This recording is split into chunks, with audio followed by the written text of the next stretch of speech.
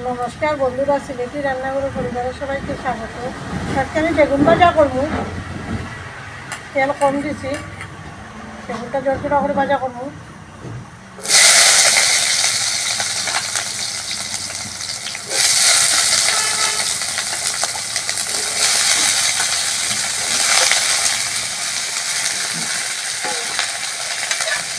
স্বাদ মতো লবণ,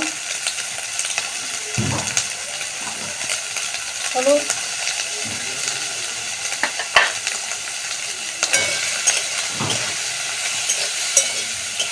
ভাজাটা হোক।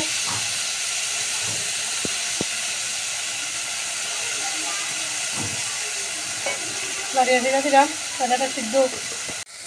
দেখো বন্ধুরা, বেগুন ভাজা তো হয়ে গেছে। এটা আজকে আমি কাঁচা লঙ্কা আর দিয়ে খাইব মাখিয়া। বেগুন ভাজা দিয়ে আমার খুব ভালো লাগে। দেখো তেল কম দিছি, জড়জড়া ভাজা হয়েছে। আপনারা ওইরকম বানাইয়া খাইবা। তেল কম তেল খাওয়া খুবই ভালো।